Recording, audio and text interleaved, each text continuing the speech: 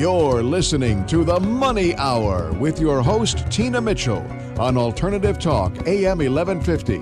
Now, back to the show with local mortgage and finance expert, Tina Mitchell. Welcome back to The Money Hour with your host and mortgage expert, Tina Mitchell, right here on 1150 AM KKNW, the Saturday, July 29th show. I provide you news on everything money, fresh information on market trends and conditions in our local economy. If you're hearing my show at a different time or day, you are listening to a rebroadcast. You can call the show at 1-855-400-1150 or go online at themoneyhour.com to ask any questions that I have my guest in studio, or request any topics that you'd like me to bring into the show. And right now I have John Kotalik with Farmers Insurance, getting to know your home insurance, not as boring as you might think. John, thank you so much for coming back in studio. Thank you, Tina. Great to be here again. And a little bit about John, owner of a Farmers Insurance agent, Downtown Redmond, working to make sure that autos, homes, and lives are for the average consumer are adequately protected. John is a big advocate of protecting his clients using the tools added for an umbrella to get the best coverage up to the level where they need to protect the average consumer in the Seattle area. John also works with businesses and commercial property owners to insure them against most losses, from restaurants to manufactured plants, from wineries to laundromats, from contractors to dentists, and everything in between. John has over 30 years of an extensive business and insurance experience in the Puget Sound area that he brings to bear in advising customers. So, John, buying a home is the largest financial decision most people ever make. And given that fact, it's critical to make sure that that home is protected for loss. So in that vein, what should be the coverage included in most basic policies? Well, the most basic policies, Tina, are going to cover three interrelated things. The home itself, think of that as the bricks and sticks the house is itself. It's going to cover your stuff, the clothes, TVs, furniture, all those things that if you took the house upside down and shook it are going to fly free and clear. And finally, the liability you have as a homeowner, where somebody might fall down your front steps and sue you, or a dog that you own might bite you. So those are the three interrelated things. There's several things that you might have in addition to that. Loss of use is really important. The house burns down or there's a small fire, but you can't live there for several weeks. Having coverage to cover your living expenses elsewhere are really important. That's kind of the three most important things. Okay. So when you insure your home, how do you deal with the value and the inflation that occurs with the cost of replacing it? Because a lot of times people get confused when they look at their insurance and it says that it's coverage for $150,000 and they just paid $600,000 for that home. Well, there's not that big a gap, but there is a gap. Okay, that's a little bit extreme. Well, and it can be the gap the other way, where you're in a market of depressed prices, where the house costs more to build than it's worth. So you're trying to protect either way. There's two methods: the replacement cost method and the actual cash value method. And then, there's also a third, the extended replacement cost method. Let me talk about each. Replacement cost is what it is. So my house burns down. We've got it insured for $150,000 for replacement. That's not the value of the land. That's to replace the home. Got it. Mm-hmm. Well, that $150,000 is there to use. The actual cash value method takes into account depreciation. So I've got an older home built 50 years ago, and its market value is $1 million. It's insured for the depreciated value. So let's say it's only insured for $500,000. To reconstruct it might be $650,000. I'm short $150,000. And there's the third and my most favorite way, which is extended replacement cost. On the front end, we value your house for $500,000, but we build in some cheat factor, 10%, 25%, 50%, or the best of all is guaranteed replacement. The house burns down, guaranteed replacement says it doesn't matter what it costs, it's going to be taken care of. Wow, sounds like my favorite as well. So, John, given these three types of coverage, what are some general tips for insuring your home's value? Make sure your insurance for reconstruction costs is up to date with what the marketplace says it is. Talk to your friend that's the realtor. Talk to your friend that's the appraiser, the lender, and ask, what are the construction costs in my neighborhood? You know the square footage of your house. Multiply the construction cost times square footage of your house, and you're going to be pretty darn close to what it's going to cost this year to rebuild it. Yeah, great advice. So, what about all your stuff that you talked about, your personal property, the furniture and clothing that you have in your closets, the TVs and computers, everything that you own that's stored away in the house? What about that? Well, again, the two methodologies: replacement cost. You want your let's say I've got a suit that's 20 years old. Replacement cost after a fire and I've lost my suit is going to say that your house, you can go out and buy that from Macy's now, comparable suits, $500, even though the value might actually be what the Goodwill will give you, which is $10. Yep. The other methodology is using that actual cash value, which I call as a Goodwill or St. Vincent de Paul value, which is almost nothing.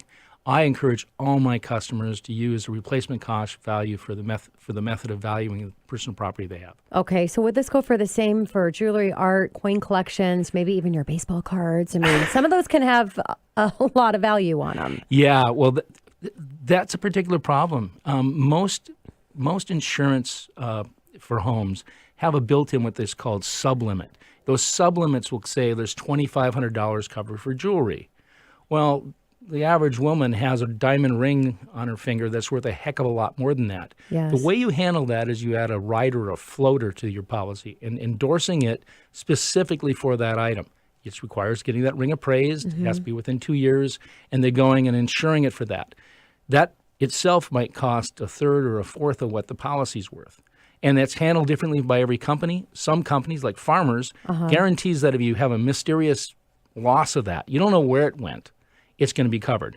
Other companies have to have a theft and a crime report for that. Got it. Or a fire or some loss that's connected to it. So it's real important to understand that you just don't get it, the value of that ring covered with your insurance. There's a sublimit. Same goes for baseball cards, money you might have, stock certificates, all that. It's going to be limited for that category to a certain level and not nearly as high as you think it's worth if you have substantial assets tied up in that personal property. Yeah, so just like, you don't see as much attention put to insurance for home and auto as you do when you're looking at your financial plan, when the reality, listening to you, call to action to my listeners is to really get with your insurance agent or, call the show to get connected here with John, that you really have to do that research. And it's also really important to document what you own. If you have objects like that, and I've got a 1955 Mickey Mantle baseball card in mint condition, I should document, one, what I paid for it, two,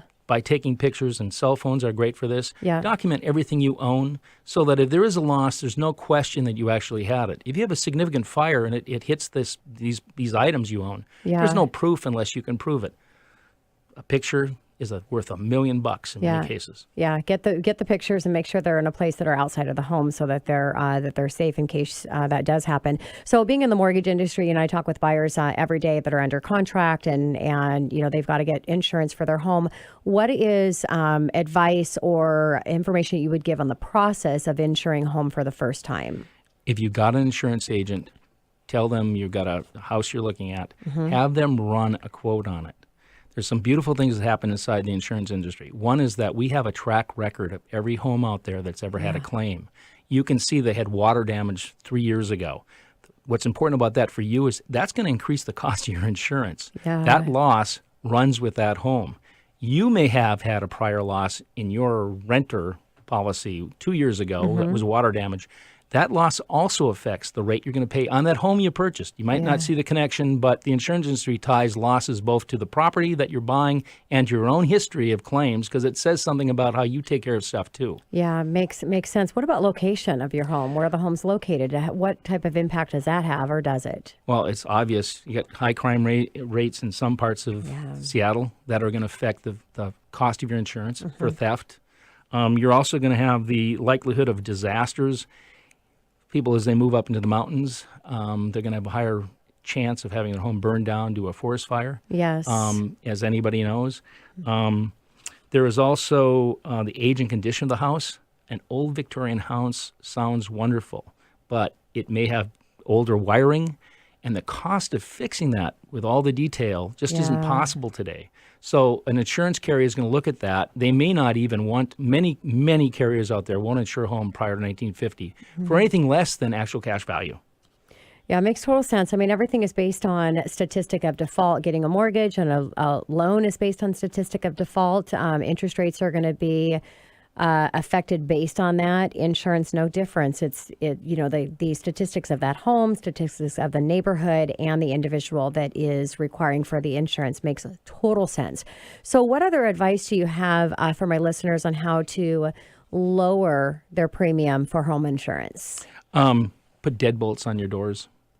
Make sure you've got all most recent if you've got a sprinkler system. If you don't, the proximity to a fire hydrant, alarm systems that are centrally monitored. All those things add up to helping you lower your cost of your insurance, raising your deductible, multi-policy discounts. I tell all my customers, at least try getting it all with me, not because I'm greedy, I am, but it also allows me At least you're honest, John. It allows me the opportunity to offer you discounts, and as much as 15 or 20% if you have your car and home and umbrella with me. Okay. So anything else that you can do to improvements and changes in the home to lower that cost? In the Northwest, the number one loss claim we have is water.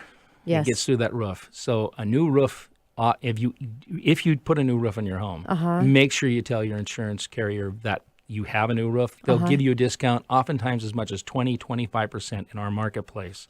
And again, I think I've told you in my prior visit here, maintain a good credit score. Yes. In Washington State especially, credit is really connected to what you pay for insurance, whether that's your home, your auto. Why is it or different in anything else. Washington than other states? We tend, in this state, we've tended to use that as a good barometer. I think you look at the income of the people that live here, the kind of people that live on the east side especially, that their assets and their wealth tend to make them better insured prospects simply because they have more to lose. So that's actually, because that's the first time that I've ever realized that actually that algorithm or whatever is different for credit score in different states. But so then the way you're saying it is actually a benefit to us, because if you've got that higher credit score, it's going to benefit you. So yeah, that makes sense.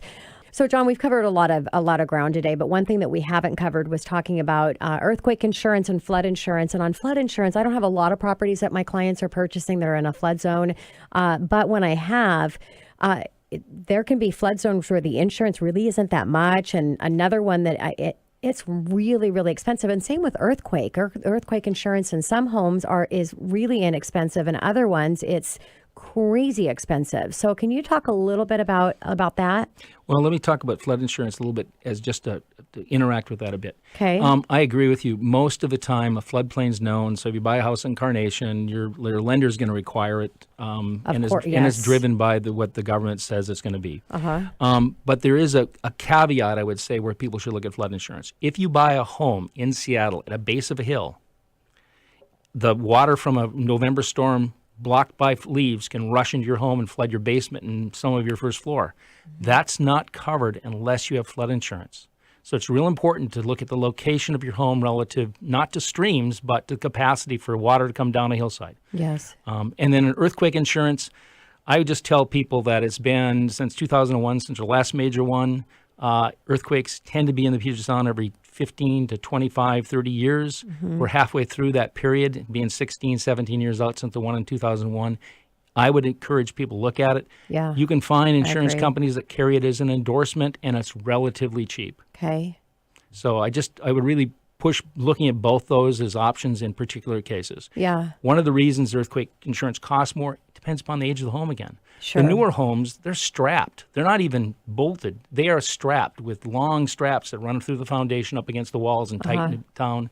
The older homes are bolted down the bottom frame. Got it. So on that, because you talked about improvements, is there anything that you can do in improvements related to prepare your house for earthquake that's going to financially make sense because of the lower coverage or the lower cost for that coverage? You can look at, if a handy homeowner can do some of this, but strapping has become the particular way they would do it. You take the siding off and you run strap down and you really power drive it into the foundation up along the wall, or you run bolts through the bottom sill plate on a base of a wall. Got it. So if you're listening today, my conversation here with John, owner of a farmer insurance company, is really kind of strategize with your insurance agent to find out what things you might be able to do to the home, weigh out the cost associated to do that, and how much it's going to save you in insurance. And there can be a big difference. Make sure that you're bundling things up so that you're getting those discounts and getting the right policy for what you need. And there's a lot of insurance companies out there that'll actually wrap around another insurance company's primary insurance as an earthquake